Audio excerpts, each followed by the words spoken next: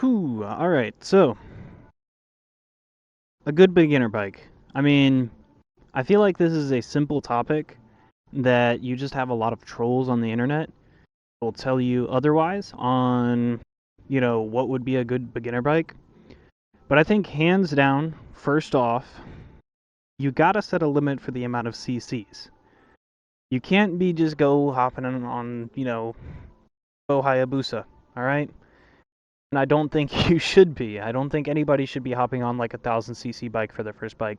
Of course, you do have people out there that do, but I think rule of thumb, you shouldn't be doing that. Now, what would I set the limit at for CCs? I would probably say a good beginner bike CCs is going to be somewhere right around 100.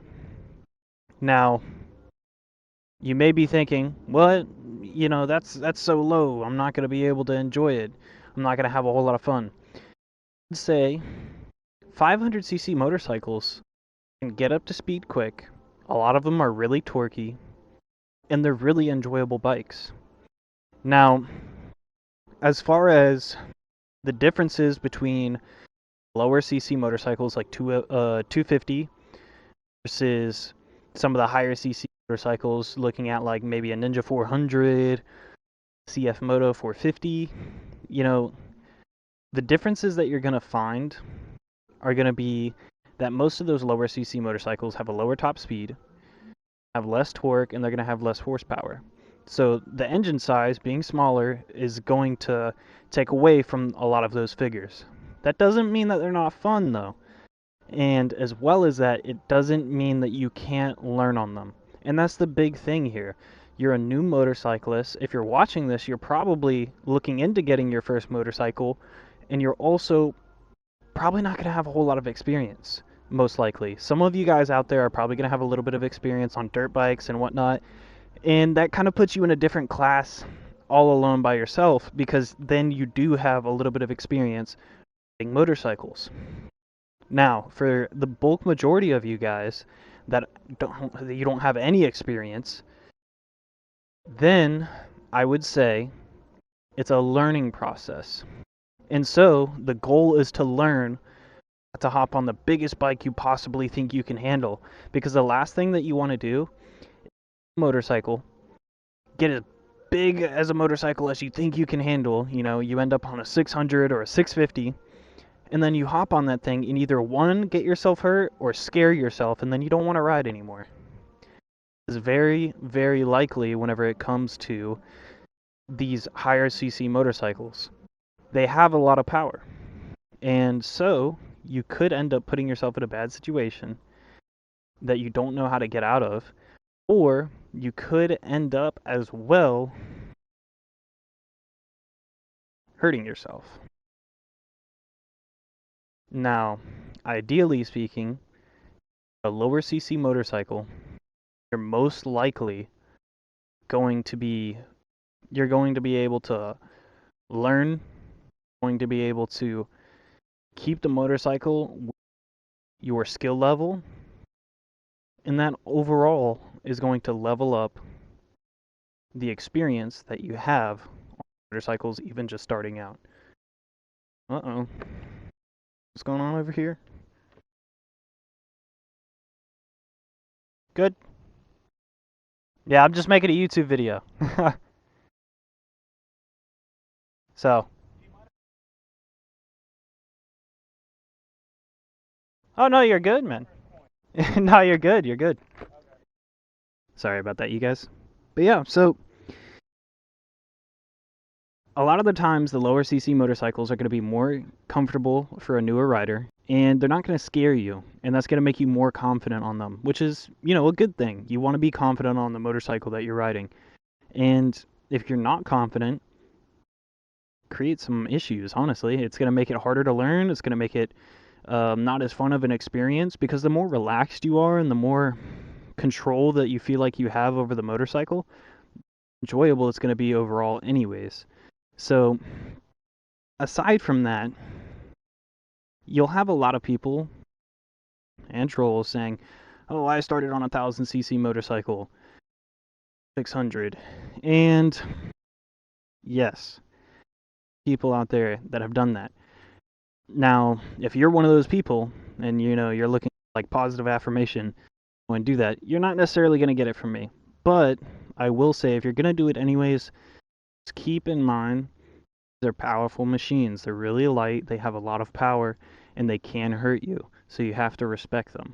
It's not just something that you're going to hop on and you're immediately going to be able to, turn into a GP racer. That's just not how it works. It does take time to get used to. It does take a certain skill set that you have to build and develop over time. It's not something that you're just going to snap your fingers and then you have it. Keep that in mind if you do end up getting a higher CC motorcycle as your first one. And there are a lot of reasons why somebody might want to do that. So, let's go over them. Now, if you're looking at higher CC motorcycles for your first motorcycle, one of my first guesses would be that you've had somebody tell you, don't get a lower CC motorcycle. You're not going to enjoy it after like a couple weeks. You're going to want to sell it and then get a upgrade. Now, I can understand that. That might be true for some people. So I would recommend those people look at getting like a 500, maybe even a 650, and don't know the differences. A 600 is faster than a 650. A 650 typically is going to be 2 cylinders, and it's not going to have as high of a rev range, whereas a 600 is going to have 4 cylinders, and it's going to rev out a lot higher, and the power band is going to be different. Now, I know I'm throwing a lot of terms at you guys, but basically what it chalks up to is 600cc bikes are super sports, 650s normally are sport touring. And sport touring bikes are designed for the road, super sports are mostly designed for the track. And that's why they are faster, they make more horsepower, and they have a higher rev range. They're designed for the track, not for the street. Now, if you're going to end up getting one of these super sport bikes, your first one, again, please exercise caution. If you're going to do a lot of street riding, especially in town, a good beginner bike is probably going to be more something towards the sport touring side, because that's going to be something that is more comfortable to take around on the streets, going to overheat on you. Like this bike, for instance, the ZX6R. If I sit still for like anything over a couple at a red light, it immediately starts skyrocketing in temperature, which isn't good for the bike, and also it's going to be really hot. Where I am in Florida, it's already hot in general. So you have to remember these things whenever you're looking at getting your first bike. It's going to make the experience the most enjoyable. And I think it's going to be a lower CC motorcycle that you won't be scared on, that you'll be able to learn on, all going to stack up and make the experience overall more enjoyable. And as well as that, whenever you're getting your first bike, you may not know the style of riding that you really want to do. You may get a sport touring bike, and then you decide, I think I want to get a cruiser. And a lot of the times, these lower CC motorcycles are going to be a lower investment cost than some of these higher CC motorcycles. And so, if you end up getting maybe a sport touring bike, and then you turn around and you think, I think I want to get a Harley, or I think I want to get a cruiser bike, which is fine. Everybody has their different riding styles, and everybody's going to have the different type of bike that they like. Then you can do that because these smaller CC motorcycles have a lower investment. You're not paying as much to get on a bike. And so, if you change up the style of bike that you want, that's more convenient for you. Whereas if you end up getting a 600cc bike, a lot of these can go for $10,000, $6,000. You're going to see them for a whole bunch of different prices. And that is a high price to pay for a first motorcycle. So, let's say you get a 600cc bike. What if you end up not liking it? They have an extremely aggressive riding position. Maybe you don't like that. Maybe you decide you want something more relaxed, maybe a sport touring bike.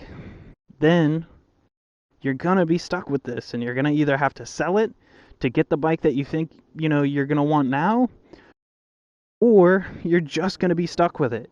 So, that's another reason why getting a lower CC bike is going to be a better option for you guys whenever it comes to beginner motorcycles.